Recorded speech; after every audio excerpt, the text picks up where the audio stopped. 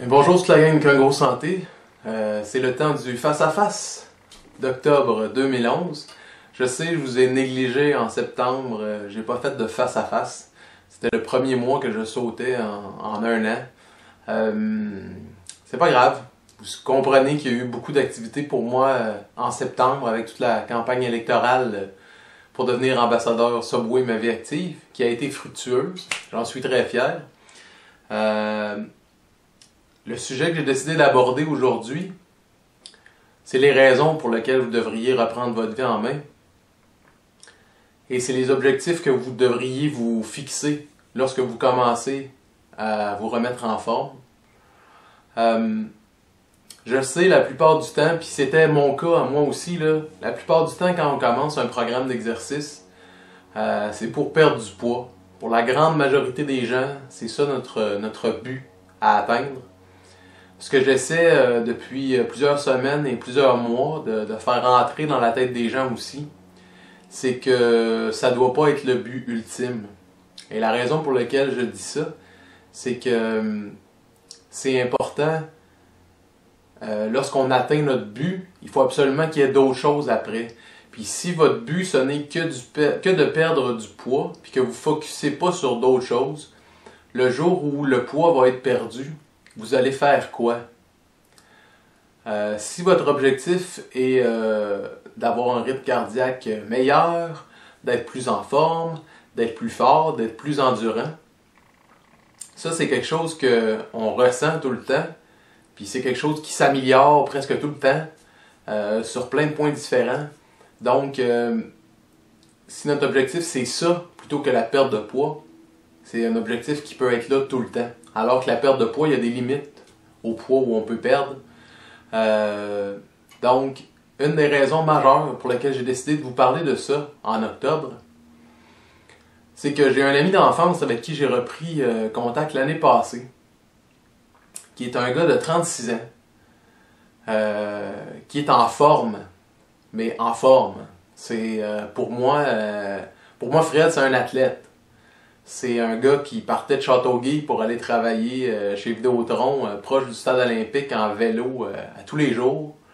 C'est un gars qui a fait P90X, c'est un gars qui, déjà, quand on était jeune, faisait du jogging, bougeait beaucoup. C'est un gars qui est vraiment en forme. Puis donc, Fred n'a jamais eu besoin de faire d'activité physique pour perdre du poids. Ça n'a jamais été son but. Son but, c'est que c'est un gars qui avait le désir de bouger. Fred a été malade le mois passé. Et si je me fie au courriel qu'il m'a envoyé, aux commentaires que j'ai lus venant de sa conjointe, et au feeling que j'ai eu après avoir discuté avec, Fred aurait pu mourir à 36 ans. J'aime pas ça le dire comme ça, là, puis je sais qu'ils doivent essayer d'éviter eux aussi de le dire parce que ça pogne en dedans. Même moi, là, juste d'y penser, ça me pogne, mais je pense qu'il faut pas se le cacher, là, ça aurait pu arriver. Fait qu'aujourd'hui, je vais laisser Fred, dans le fond, faire le face-à-face. Je vais vous lire le courriel que Fred m'a envoyé il y a quelques semaines. Allô Carl, voici mon histoire. Un mercredi nuageux, je suis allé faire des intervalles dans les marches tout près du stade olympique. Après 1 heure d'entraînement intense, je retourne au bureau.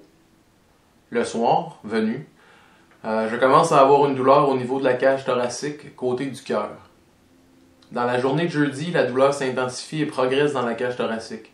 À ce moment, je croyais avoir étiré des ligaments. Dans la nuit de jeudi à vendredi, la situation commence à se détériorer. J'ai passé une nuit blanche étant donné la douleur. Vendredi midi, je quitte le bureau et me dirige à l'urgence. Les symptômes s'aggravent. J'ai une respiration rapide et une douleur insoutenable. Premier diagnostic, pneumonie. Alors je retourne à la maison et commence la médication. Je passe une fin de semaine d'enfer. Souffle court, douleur aux poumons incroyable, fièvre et pouls constamment en hausse. Mardi, je retourne à l'urgence car la situation est critique. Tous les symptômes précédents ont empiré et je commence à cracher du sang. Après avoir tout de même attendu près de 5 heures, je me suis levé et je suis allé voir l'infirmière pour lui dire que je commençais à être à mon maximum.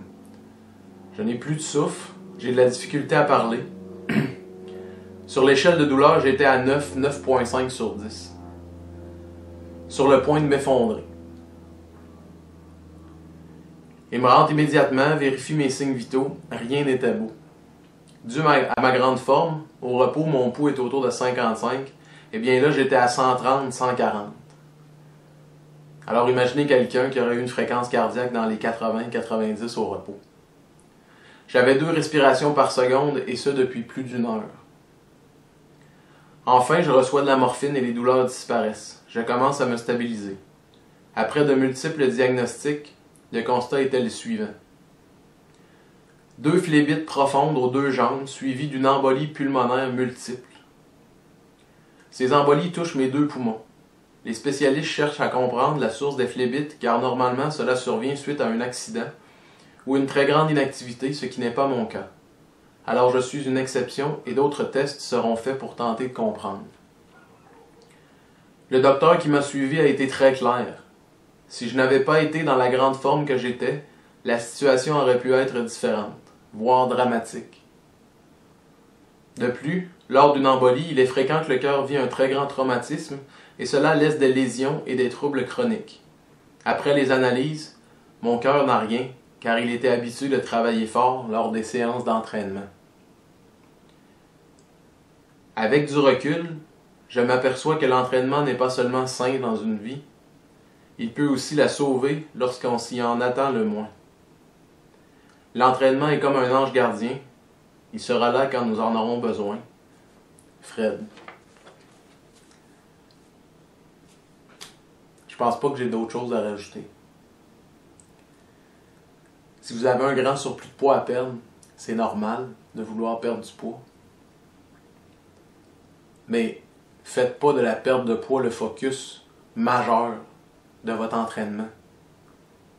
Votre entraînement est là pour vous rendre plus fort, pour vous rendre plus endurant, pour aider votre cœur à pouvoir se reposer quand vous ne faites pas d'entraînement.